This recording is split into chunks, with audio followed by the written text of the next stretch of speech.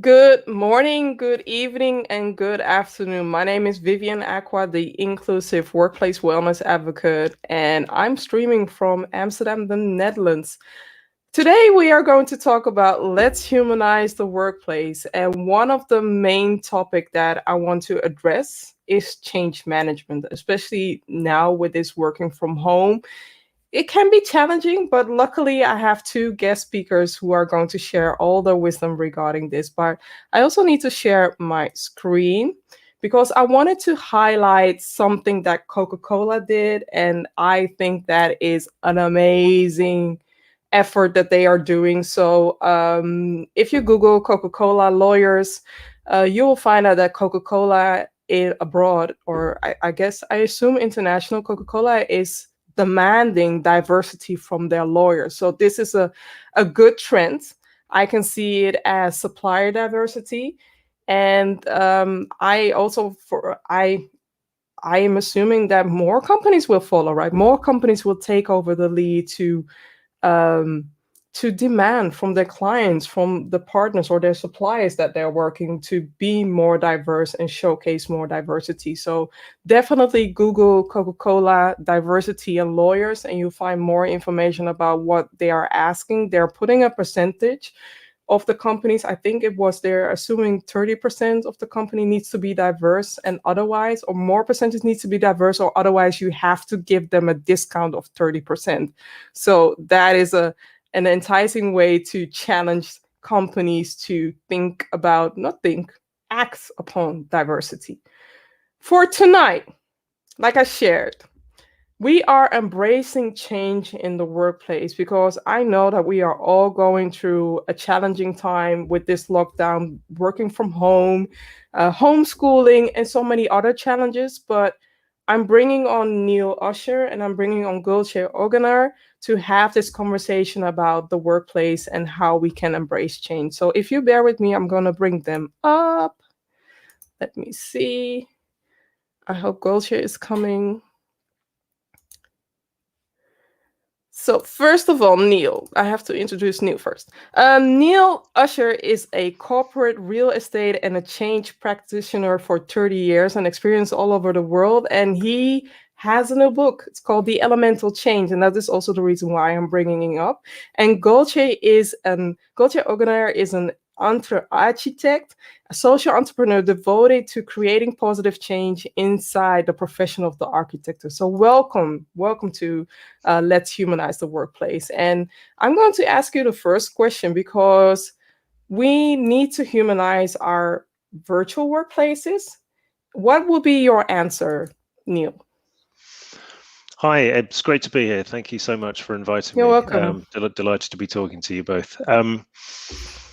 It's interesting. At the end of the day, the workplace is created for human beings, so it's its fundamental purpose. It has to be sort of placing human beings at the heart of it. But I've always believed that the more human we make the workplace, the more that organizations and we get out of it. To offer you an idea for this, we could probably even sort of call it the return on humanity, really. There's a Love that. payback. There's a direct payback for investing thought, time, energy, money in humanizing the workplace. But I should say, I think it does have to serve the needs of the organization and the planet as well. And we mustn't forget in all of this that there is a reality that we have to work to, and there are some choices that need to be made. And balancing those three is where the sort of the formula for success lies. But at the end of the day, we would always put people first. Yeah, you mentioned planet. This is the first time. Well, no, this is the second time that a guest speaker, is mentioning that. Can you maybe put some emphasis on why you're adding the planet apart? In relation to the workplace and a lot of the work I do, we often measure the degree to which a workplace is utilized. We look at sort of how many people are in that space, what they're doing in that space, and what we've noticed is over the last few decades is a significant amount of waste that's costing the organisation a lot of money.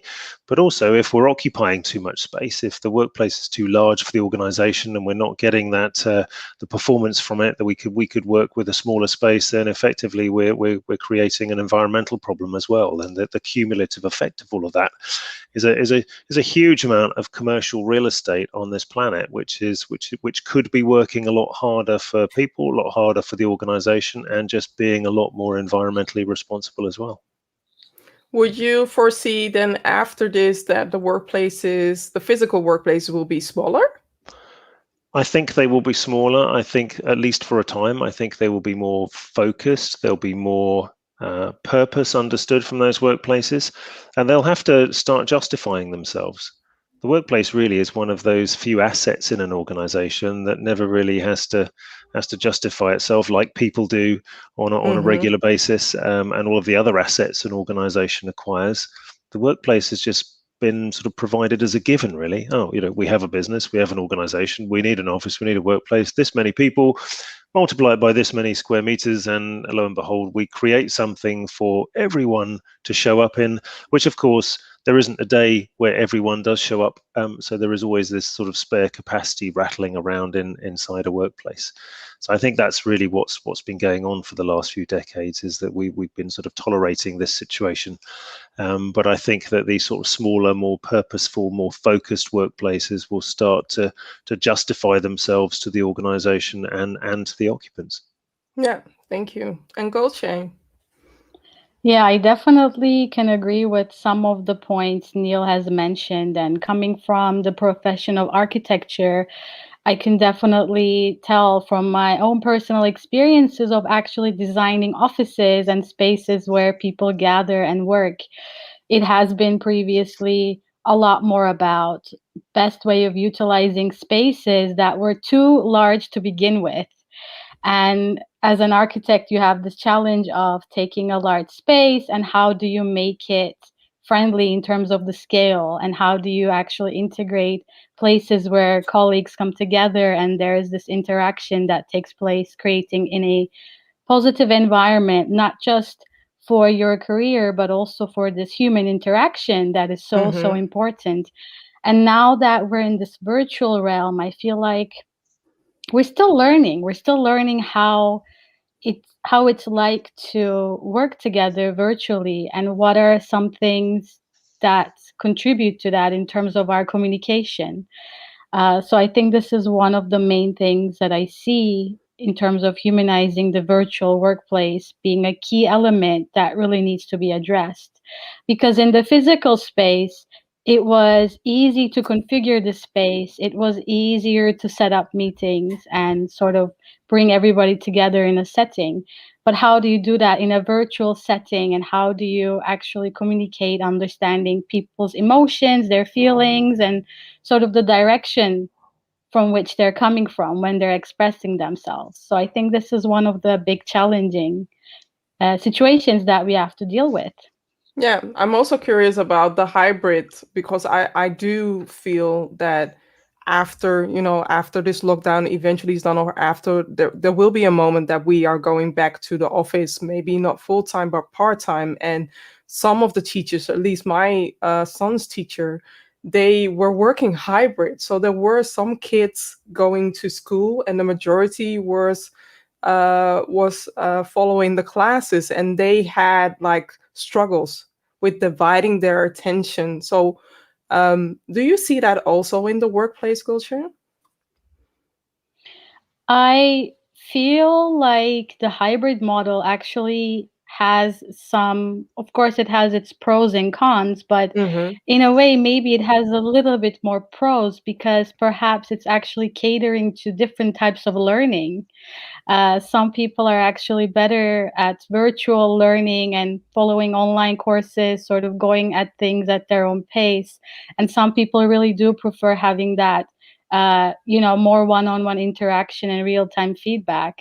So Mm-hmm. in that sense, I feel like there are pros to it. But then a big con is, of course, how do you divide the group and determine which group is there in the physical space and which people are tuning in online, and how do you keep that as a nice balance and still have that overall sense of like being one entity, for example, in the Yeah. case of the classroom or in the case of the office, that people are not divided but they're still working under one collective, so to say. Yeah, that's definitely a challenge. And Neil, how do you see the future? So post COVID, how do you see the future of workplaces? And the challenge is that there are so many challenges regarding the vaccine. Are people going to be vaccinated? How will the hygiene be? How will everything be post COVID?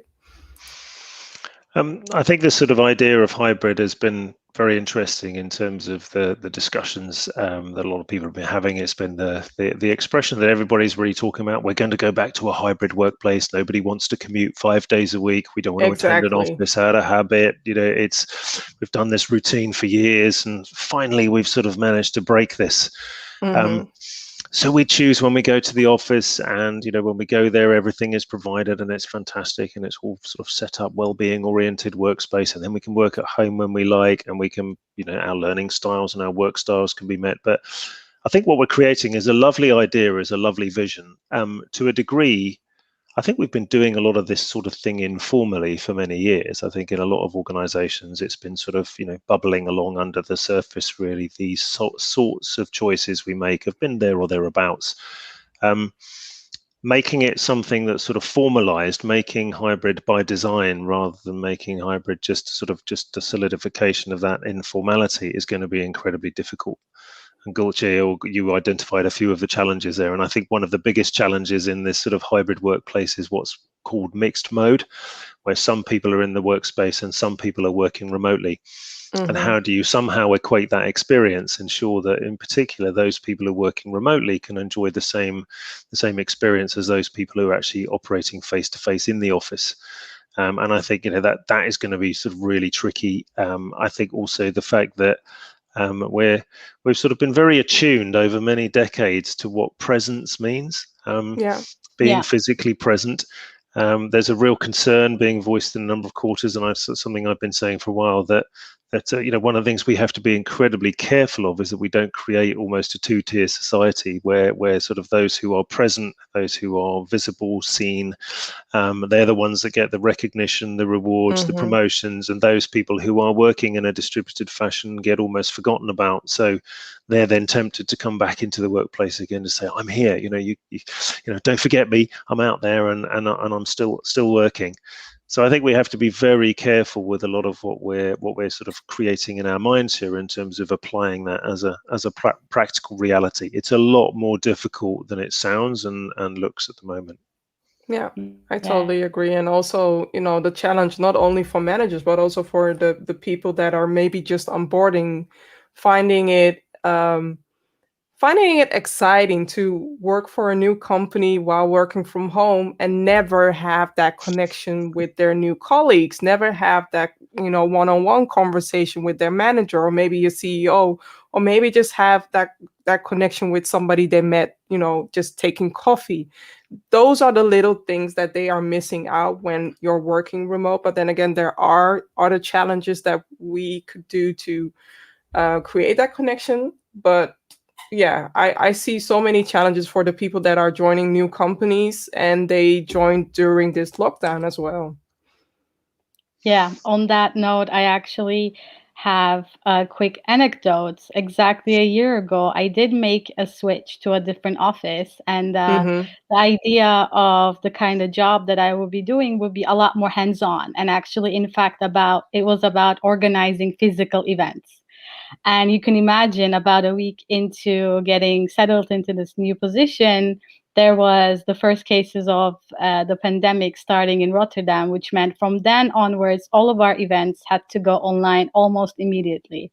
So lucky enough, the organization and us as employees, we were quite resilient to be able to make that change. But to really go back to your point, that this physical environment and this kind of physical setting versus things going back to online, how sustainable is that? That's basically the first question. Not in a sense that is it manageable? Of course it is manageable, but it is more in the sense that how are we dealing with that psychologically, and what will the long-term implications be if this actually carries on for an extended amount of time? Mm-hmm.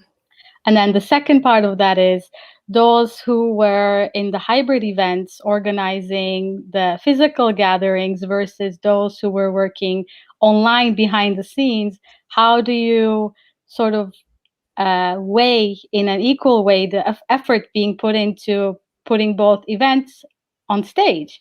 Which one Yeah. is more valuable? Is it more valuable to contribute to setting up the physical event now? Is it more valuable to set up the online? And how do you actually go about dealing with the nuances of that? So I think this is something interesting from my personal experience.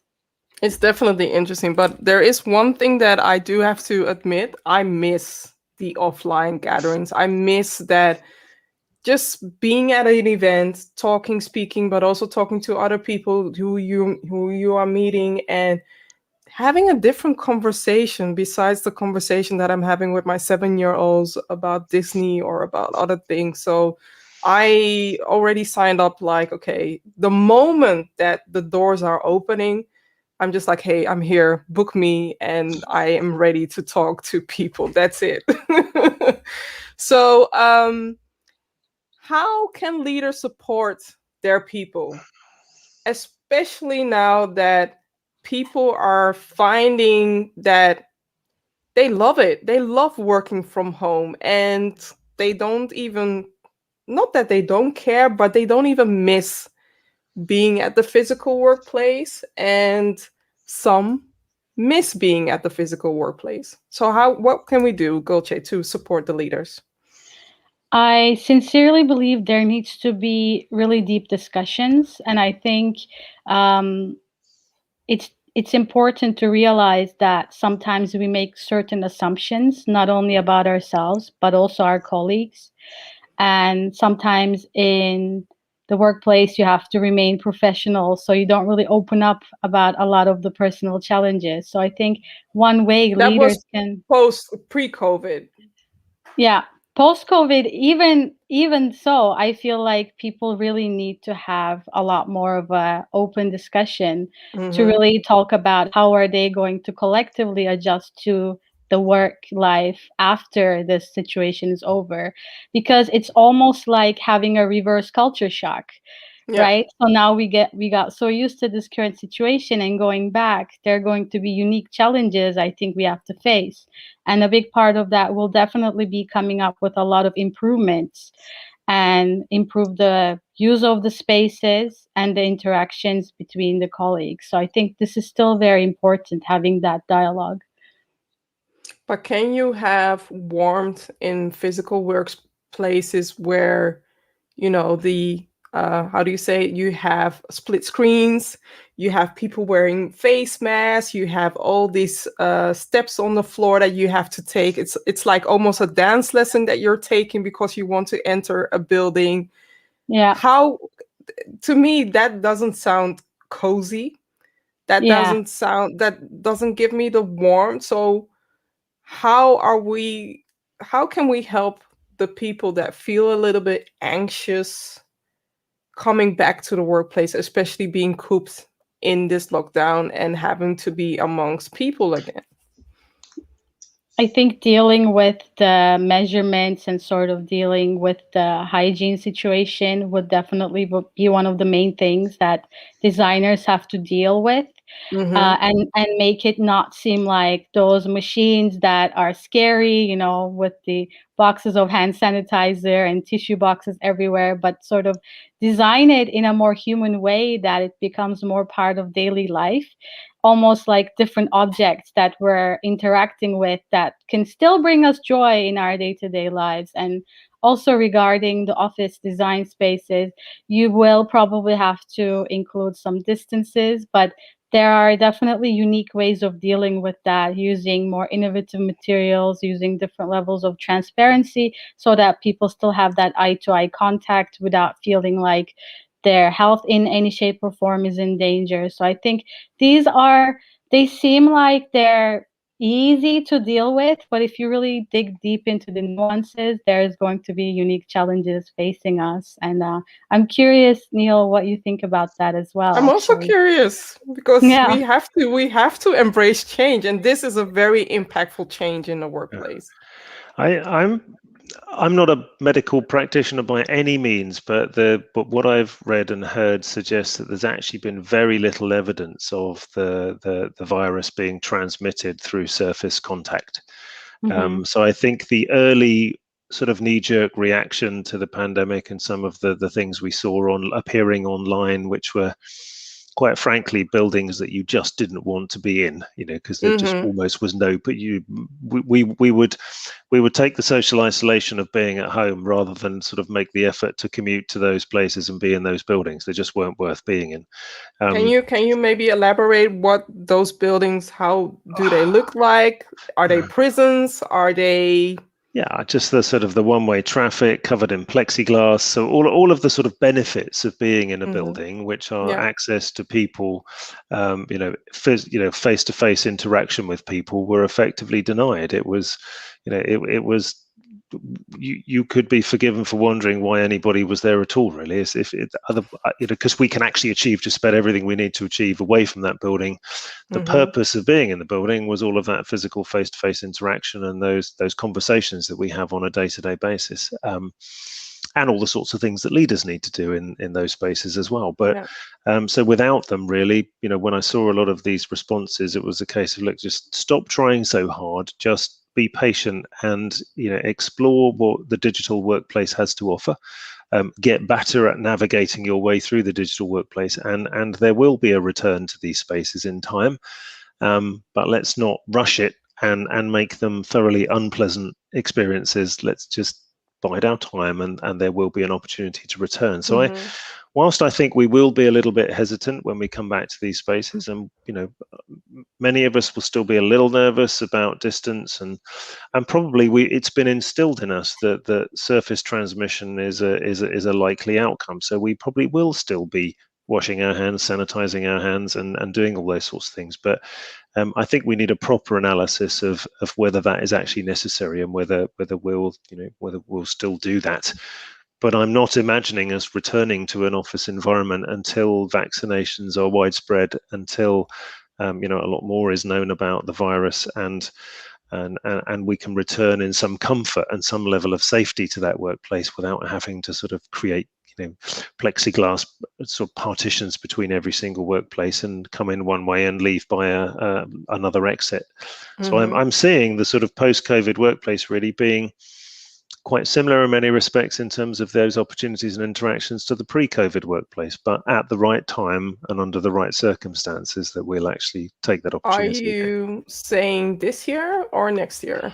Well, I'd like to think it will be sort of just past the middle of the year, but I think one of the things we have to recognize is that the vast majority of the working population will be those people who will be some of the last people to be vaccinated because of the sort of risk groups and the way that most countries are going about this. So we do have to bear in mind that, whilst we see in many countries, and the UK has been pretty good with it really in terms of numbers being vaccinated, there's still a long way to go, and people still have to have two vaccinations, not just one. One's a good start, but they still need the second. And so one of the other things that we haven't really got our heads around is this going to be an annual thing? Or how long does the vaccination last? We don't know this, but let's assume that we can get the vast majority of the population in most countries vaccinated by sort of just past the middle of the year.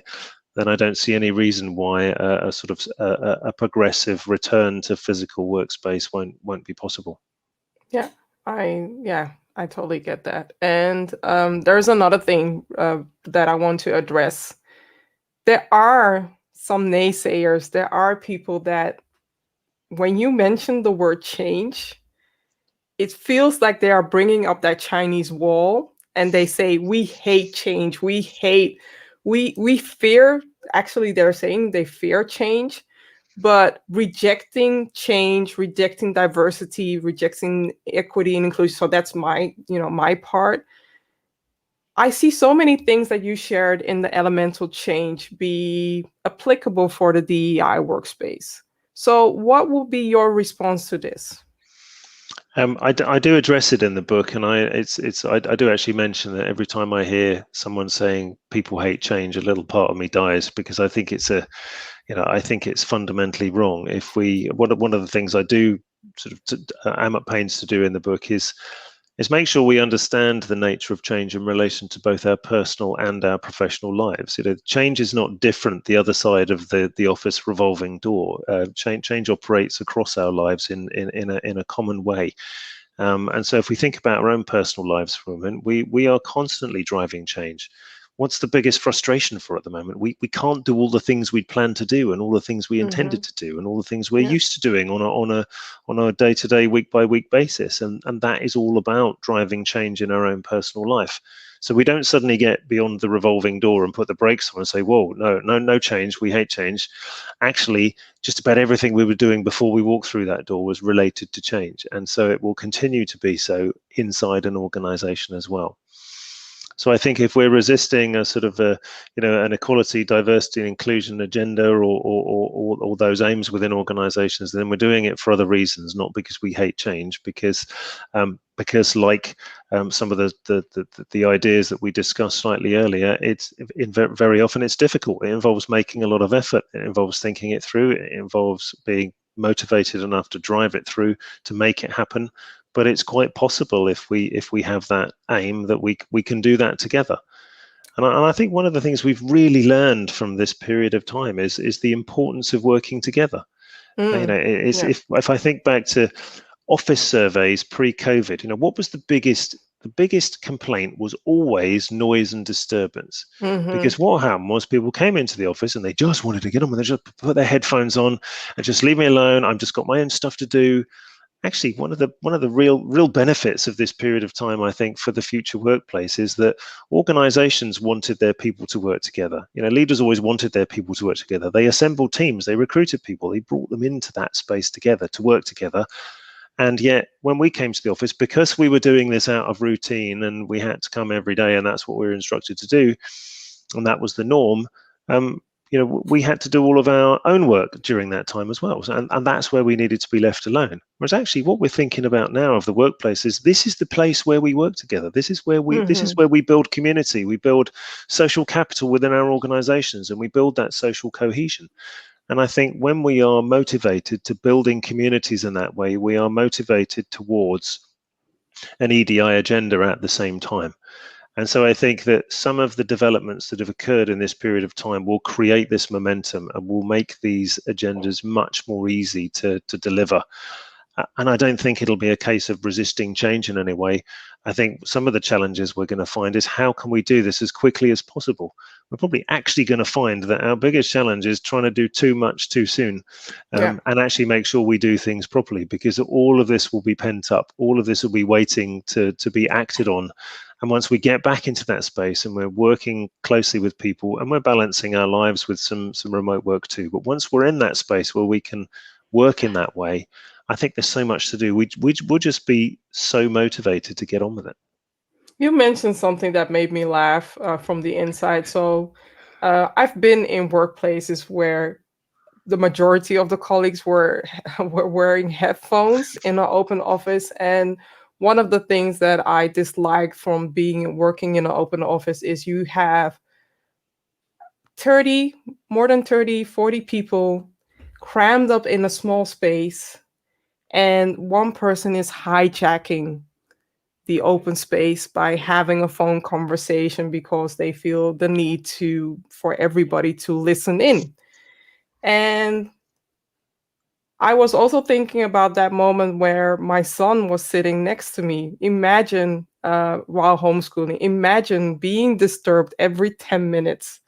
I felt like that moment bringing me back towards the open office space where that colleague was hijacking my silence, my peace, to work in peace, to be able to do cool things.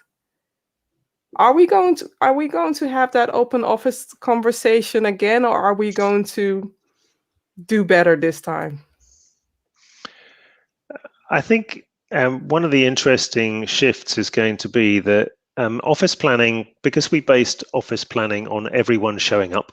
An office tried to do a bit of everything. So it had to cater for your whole days and your whole week's needs across the board, across broad spectrum of everybody. And so consequently, the way we planned an office was the basic unit of currency, whether shared or allocated, was the desk, and everybody was, had access to desking, because that was the primary space in which we spent the majority of our time in the office. And then we went to the other spaces and we talked about secondary spaces like breakout spaces and all the variety of other types of space that we provide. But primarily we were expected to be working at a desk, because that was because we were in the office 5 days a week and all the other spaces were arrayed around it. Whereas actually, I think what we're going to see is a flip of that. So the primary spaces in the office will be those where we're working together. Now, that doesn't mean to say that, as I've seen in some quarters, that the office is all going to be about collaboration, because that's the equal and opposite hell of just spending all day with your headphones on. We're not just going to flip from one extreme to the other. Balance there is making sure that there are spaces where we can work interactively, and also spaces then where we can work in a concentrated and a focused fashion. But I think what's going to happen is the primary spaces will be the interactive spaces. The secondary spaces where you need to break away, we always used to call them breakout spaces, but the breakout spaces will be the desks. That's where you'll go between your interactions on the 2 or 3 days a week that you're in the office, when you need to just catch up, produce a document, work on something you were just discussing with your colleagues.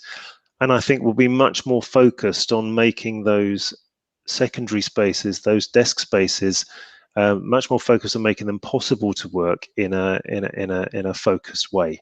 So rather than sort of just tiny little desks that are all in rows, they'll be much better suited to individual work in a focused and concentrated way. And we can do that because we don't have to allocate one to every single person in the organization, because they're actually a support space. So we turn the whole idea of office planning on its head. So yes, you might occasionally see someone at one of those desks with headphones on, but they're not going to be there for long. They're only going to be there in breaks between interactive sessions, or when they need to catch up on something, and then they'll be back working in a different setting with their colleagues. And then when they really need to focus, they're going to find a place locally to do that. They're either going to do that at home or do it in somewhere in the local. This makes me think that offices are structured in a different way. They are getting creative of using their space, but then again, work is extended from our homes. Should the company also consider our office at home? Should they think about it? Should they provide tools or maybe a budget to create better spaces for their people? Gulce, would you like to take that one? I'm conscious I've been monopolizing the answers here. No worries at all, Neil. I think your insights are super valuable. But I actually know of several offices who were running their businesses primarily online, and after the given circumstances, they actually went ahead and gave certain budgets to their remote workers to upgrade their chairs, to really focus on the ergonomic situation, how they're working day to day, because obviously with us working from home, undoubtedly most of us are spending even more time at the computer while we're working, also when we're maybe even taking time off. So in that sense, I was very happy to hear such offices that are taking the initiative to do that. And I sincerely do believe, instead of spending the extra budget on a very extravagant office desk space design in the traditional sense, I think part of that budget should be given to the employee to really make it a little bit more comfortable at home, provided that there will be a substantial amount of time still being spent in the setting of the home. And that way, not only are you more mindful of your resources, but you actually get to start to think a lot more creatively about what happens, like Neil said, in that collective space where people actually gather together. So you don't really need the traditional desk setup anymore. You don't really need this endless open plan. So how do you actually divide the space in a more meaningful way that has a more approachable scale, that encourages people to come together, brainstorm ideas, and really just build something meaningful together? So I think this is going to be really interesting to approach. But and how are you as an architect? Because you design for the buildings, right? You design for, not for the residents. Is there a way of architects being involved, sharing tips, or planning residents? Yeah, I think this is a wonderful question. I think here there are so many points I can criticize about the profession. I think there's always this dichotomy between the architect and what the architect sees the future of the workplace to be Mm-hmm. versus the practicality of people actually using the space. I don't know if you ever come across these memes online where you see what the architect thought of the space to be versus Yes, how it's actually being used.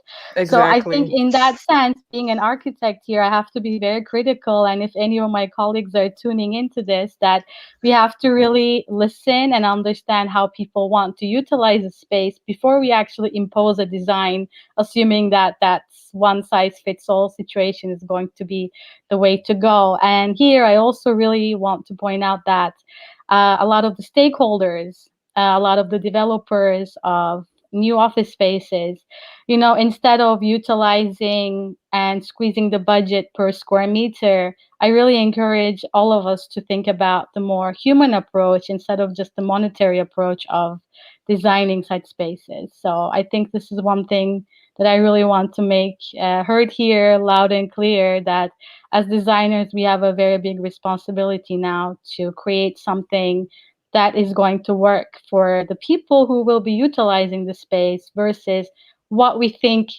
works. Yeah. So, do you feel that it's needed to make a distinct between, or make a difference between buildings that are well certificated, or buildings that aren't well? I sincerely believe that this has to be something developers and architecture offices want to carry out and Mm-hmm. not do because it looks cool on paper. So I really think that both WELL and BREEAM certifications, they both have to be carried out to the T. And I think there is no longer any kind that, in my personal opinion, there shouldn't be discussion whether that should be part of the budget or not, because we're spending so much of our time still indoors. Yes, Yeah. there needs to be great ventilation. Yes, there needs to be great chairs. Yes, there needs to be sustainable materials that are not harmful to our, well-being. So Yeah. I really do think that the well criteria is something that is no longer a nice to have and no longer something that you do just so that you can get your project published on Architecture Daily, but it is something that you have to follow simply because of the fact that that's the norm, in my personal opinion. Yeah, You definitely share your personal opinion. Thank you, Neil. yeah, my pleasure. I think we have to be quite careful, really, when we're thinking about sort of sustainability accreditation. Hmm. I think it's very important to make sure we're not just demolishing buildings for the hell of it and building Yeah. new ones that get a great certification. If there's something we can do with existing stock, that's got to be the first thing we look at before we decide to take something down and rebuild it. And I think that, particularly with the ways that we've been occupying office space, I think if we look at the amount of under-occupied office space, then that represents now quite a substantial percentage of the existing office stock. So, and it's going to be really difficult for us to say, well, look, if we're carrying 30% excess stock across a city, let's identify the 30% of those buildings that are worst environmental performance and knock those ones down, so we leave all the really good ones. And it just Hmm. doesn't work out that way, the way that people have commitments to buildings and lease commitments, and the way that people own buildings. So I think that it's really important to look at whole life costs in all of this. If a new building is being constructed, then we do have to consider the environmental impact of the demolition of the building that was there before, rather than just purely and simply looking at the new building. So I actually think we've become very fixated on certification. At the end of the day, certification doesn't mean much to the occupants of the building. They probably walk past a certificate in a reception that says that it's got some kind of accreditation. What does it really mean? What it really means in a building is the actual effect of that certification. What is it that how is it actually improving the environment for the occupants of that building? Are they getting any actual benefit from that? What sort of energy consumption in use is that building actually Hmm. generating? It's all very well having sustainable construction certification, but what about its actual energy usage over its lifespan? So taking a whole life cost, looking at every decision we take in relation to a new building in terms of its environmental impact, not just purely and simply the design or the construction of that space itself. Thank you. If there is one thing that you could share that is challenging for people to embrace change into infinity and beyond, what would you say? I think One thing. one thing. I think the one thing is this is the most amazing opportunity we've ever had to reshape the workplace and to rehumanize the workplace and to create a better world of work and workplace. So I think the one thing to say really is we can't blow this opportunity. We have to make the most of it. We can't just let it pass us by. It's not someone else that's going to do this for us. We're not just going to wake up one morning and find that it's all been done. We're involved, as I say in the book, in relation to change. We're conflicted. We're involved. We're part of this whole process, this whole journey, and we have to keep pushing and we have to keep working at this because we can't miss this opportunity. It's just too good an opportunity to pass by. Thank you. Gulce. And I really sincerely believe that as mankind, change is a really big part of how we're evolving. And I think by definition, it is part of who we are. So therefore, embracing it is definitely going to take us to the next step. And I do agree with Neil in the sense that we should be a lot more careful now. And instead of just making, let's say, quick decisions for quick fixes, whether that's design or whether that's sort of putting up a scheme together, this is now the time to really think about what the future is going to look like and make as best choices as possible we can. So somewhere down the line, if we're ever unfortunately in a situation like this, let's hope never, but if we ever reach that point again, we won't have to go back and discuss the same things that we're discussing right now. Hopefully we will have new challenges, better changes to look forward to. So that is one thing that I would like to add. Thank you. And when it comes to your wish for 2025, what is it that you want to share when it comes to humanizing the workplace and embracing workplace changes? Gulce. Oh, sorry. No, that's Neil. Right. No, carry on. Please carry on. No, Neil, you can take. You're not going to fight. So, Neil. We're not. We've been agreeing with most things. Yeah. Yeah. I think following Gulce's point, I think that it's an openness to experimentation. I think we're not going to get this right first time. The pandemic is not going to recede, or we're not going to get some degree of control of it, and then we find that we suddenly have arrived at the answer, and everybody just goes and creates the answer. This is going to be a process of open dialogue, feedback loops, learning from our colleagues, learning from the occupants of workspace, rather than just it being a sort of an imposed solution, listening to people, creating because the experimentation only works if there's an effective feedback loop, if we have an effective dialogue. There's nothing to be gained from an experiment where you don't get people's views as to whether it's worked or not, or what they find that works or what they find that doesn't work. So I think really that's my sort of wish, really, is that we become much more comfortable with experimentation, which means actually understanding the essence of change in terms of sort of adaptation and evolution, to be prepared to experiment, to be prepared to admit that something isn't necessarily working, and to change that, to tweak it, to keep it moving in that direction, to make sure that we don't become stale, we don't become fixed on one particular solution, that we maintain this open dialogue, an open mind, and we're continually prepared to try things. And I think, if we take the opportunity and we have this experimentation mindset, I think we're going to be entering probably, the most interesting and exciting sort of era of workplace that we've ever had. Is that your next book title? Experimental Mindset? It might be. It wasn't going to be, but who knows? Thank you, Neil. And Gulce? I do definitely agree with a lot of the things you mentioned, Neil. And for me, 2025 would be ideally looking like indeed a moment in time where we're continuing to experiment, but at the same time that we make a lot more clear decisions about how we are measuring data and what factors are more important than others. And I think a big part of that is what you mentioned, really having that open dialogue and talking to the users of space and not see the office space as the static element, but something like one of us that basically evolves over time. So I'm really hoping that by 2025, we don't have many of these, let's say, cookie cutter approaches, but spaces become a lot more personalized depending on teams, depending on companies.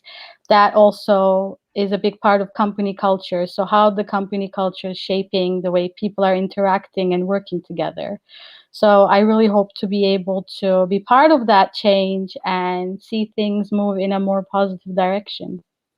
I hope so too. Thank you for sharing so much insight. And I hope that the listeners or the viewers that watch this episode are embracing change in the workplace. I know that they shared a lot of tips and a lot of insights for the post-COVID, where we are just putting it in there just to massage you, just to let the idea marinate so that when the time comes, when we are going back to the workplace, that you are at least mentally prepared for that. So thank you both.